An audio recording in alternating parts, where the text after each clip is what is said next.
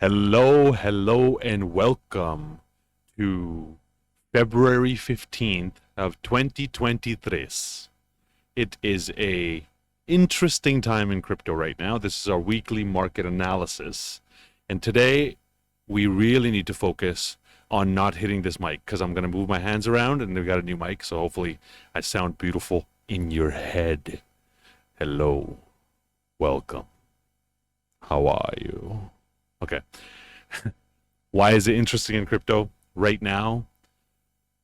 It is the manifestation of everything that we've been talking about in crypto for a long period of time, right? So just some history of how we've been looking at it. We've been focused on this space in a way that we realize that sometime in the future, the governments are going to put a regulatory noose around this whole space because this is the future of finance, future of assets, future of wealth, right? It has been the wild, wild west, but we knew the regulators would come along and they're going to put a noose around this space. How that was going to play out was unsure, right? Nobody could tell how that was going to play out, but we've been busy getting money out of banks, moving it into jurisdictions where you have more freedom, putting it into different assets and making it more, turning it into stable coins, getting it into people's pockets, into their wallets, all that stuff, right? Now it has come to light that the regulators are creating something called Operation Choke Point 2. Operation Choke Point 2. So wait, 2? That means there was a first Operation Choke Point? Yes, there was. So back in 2013, it wasn't really the regulators. It was more the power structures, the bankers, and the people who supposedly control the bankers, who decided that in 2013, crypto was coming of age in some capacity, and there was the first proper bull run happening. So they cut off the financial institutions from being able to interact with crypto. That was Operation Choke Point 1, right? That was one of the reasons why it was so hard for legitimate organizations to interact with crypto for so long, right? That's why it was this like fringe thing for such a long period of time. Now we are seeing that in 2022, JP Morgan closed the bank account of the Uniswap founder. So, when you think about it, like people say, oh, but Uniswap is decentralized. They can't stop Uniswap. So you know what they did? They went and stopped the founder from being able to use banking. What message does that send to founders in the US? It says if you're an American founder and you want to be able to create decentralized systems, even if you create a successful system, we will shut you down. And that's what's happened to him. But that was the beginning. In 2022, there wasn't too much attention being paid to this, and there wasn't enough of an excuse to come after the entire space. Well, recently we had an excuse, starting with the F word, FTX, that caused the regulators to say the bank that was working with FTX, Silvergate Bank, took a $8.1 billion hit because of working with FTX. They came up with the money, they barely made it through that process, but now the regulators have said banks should not be working with crypto firms, which in simple terms means people should not be able to interact with crypto with their money, right? In the history talk, in the Changing World Orders talk that we just recently did again, Ray Dalio explains that there's a point where the old world order realizes that capital is fleeing their borders because the faith in their currency is lost. So they put things in place to block capital from fleeing their country. And that's exactly what's going on here. Americans are being blocked. American banks are being blocked from being able to interact with crypto. So Silvergate Bank is one of the biggest ones out there. They've been told not to interact with crypto. Their Silvergate and Signature Bank, which are two of the biggest, had their ratings downgraded for working with crypto. And a bank's rating is very important in the credit markets. It's like a credit rating for any person. Both of their ratings have been downgraded. So that, again, sends a message to the rest of the banks, at least the American banks, do not work with crypto, otherwise you will pay a hefty price. And that's, again, putting a moat around this whole space. coincidentally, when this whole space is burgeoning and it's actually ready for deployment, we are in the adoption phase of this space. Now the noose is being put around, as we expected. The Department of Justice of the U.S. is coming after Silvergate Bank. So they're taking criminal action against, they're planning on taking criminal proceedings against the Silvergate Bank to say you worked with FTX and Binance and other entities. That could be a criminal offense. Again, scaring the shit out of everybody who's involved. Binance, as we know, recently was kicked off of SWIFT. Right? SWIFT is the network that allows dollars to be wired globally. Binance is no longer allowed to use them unless it's bigger than 100,000 US dollars, which means the average person cannot use Binance to put money in or take their dollars out. Now, that's a scary thing. They can't even take their dollars out. Now, Binance has a stable coin called BUSD, Binance USD. It was issued by one of the most regulated entities in the crypto space, Paxos, right? And we've been saying, if it's related to Binance, get the hell away from it. Binance is going to cause a lot of people to get hurt. And voila, what's happened is Paxos is being sued by the SEC, the Securities and Exchange Commission, for creating BUSD, right? Which means the U.S. regulators are coming after Binance, which isn't even based in the U.S., through going after Paxos themselves. So all of this is a great representation of how this whole idea of crypto being freedom and we can do whatever we want within crypto kind of falls apart, right? Yeah, you can do whatever you want within crypto, but when you want to put the money in your bank account, then what are you going to do? If your bank says you're not allowed to put it in your bank account, then it's all for naught. You can have all these Fugazi coins, but if you can't turn it into milk, if you can't turn it into a house, if you can't feed your kids with it, what is the point of it all, right? So that's why it has to be participated with in a very specific manner, which is what we've been doing the whole time.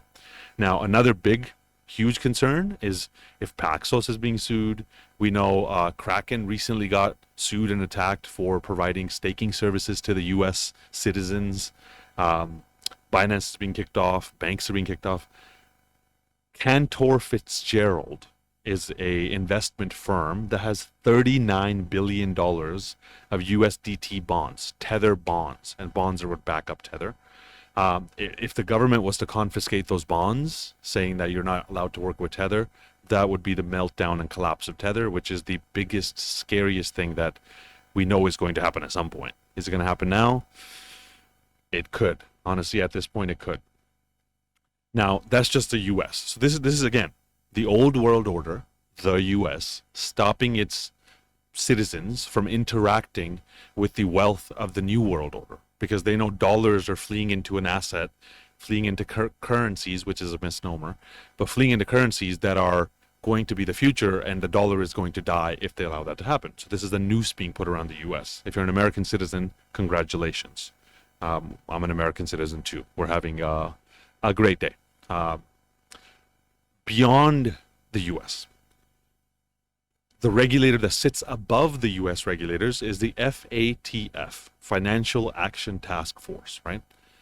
They are warning countries. They're saying if a country does not follow their advice, which is they're saying that crypto is all high risk, that everybody who interacts with it has to take it into consideration as if it's insane risk and effectively not interact with it.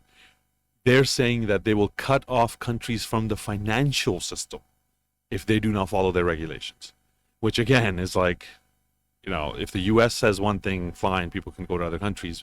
But if the FATF is threatening like this, it really puts a lot of pressure to scare countries from being able to participate in this space. Now, that is probably going to lead to some countries putting blocks around crypto as well. So now think about it. China has blocks around crypto. It's illegal to own crypto in China. U.S. is putting blocks around crypto. But at the same time, many other countries are not. So I think what we're seeing right now is this transition where dollars in your bank account are going to become harder and harder for you to put into crypto through these means and many more that are going to come out until one day they just take them all from the bank account. I think their plan is to only allow you to put CBDCs, central bank digital currencies, which is programmable money. Their plan is to only allow those to be added into crypto because there they can control it. They can program the money to say, sorry, your social credit score is not good enough. You said something wrong on social media this one time or whatever. And they can control who gets to put the money into crypto because one of the biggest things in this process is to control the transfer of wealth to the ones who are supposed to receive the wealth, if you know what I mean. You know, the elites and the wealthy are not keen on letting us get there first and actually steal all of their wealth. Steal according to them, but in markets, it's just fair play. So other countries like UK, EU, which is not a country, the Middle East, which is also not a country, and Asia, which is also not a country. All those countries are playing good with crypto. Their regulations are very reticent to crypto. Their banks are still happy to work with crypto, right? So this is also part of that transitionary process where the US, the old world order, is kept away from buying XRP and being able to transfer their wealth to crypto and do all these things, while the rest of the world, that's the upcoming world order, let's say, is diving headlong into this whole process. So that's also why moving your wealth to different jurisdictions, moving yourself to different jurisdictions, and having that jurisdictional freedom is extremely important in this whole process. And we've been ringing those bells for a long time, but now the proof is in the pudding. So that is Operation Choke Point 2. And I bet there will be an Operation Choke Point 7, right? Because this is how you control a decentralized market. You don't have to control the market itself. Okay, you don't stop Uniswap, you stop its founder to send a message to the rest of the founders. You don't stop Bitcoin, you stop who can convert Bitcoin into money and where they can send it and how they can turn Bitcoin into a house. And all of those, that's why it's called Operation Choke Point, right? Because it's basically the choke point on the entire crypto market is how you then turn the crypto into currencies, into dollars, into what we call money, to be able to interact with the world itself. If you control those choke points and who can interact with those choke points, you control the entire space. Because you can make all the dog-eared shit coins in the world, but if it doesn't buy you food, then it doesn't buy you food, right? So is that shocking? No. That's, I mean, even 2 years back, we've been speaking about this whole process. This is how it's going to play out. Prepare for it. What we've been saying, get away from BUSD, get away from Binance. Circle is the only one to go with, which is USDC because it's owned by BlackRock. And that's just how the game works. So you need to play the game in that way.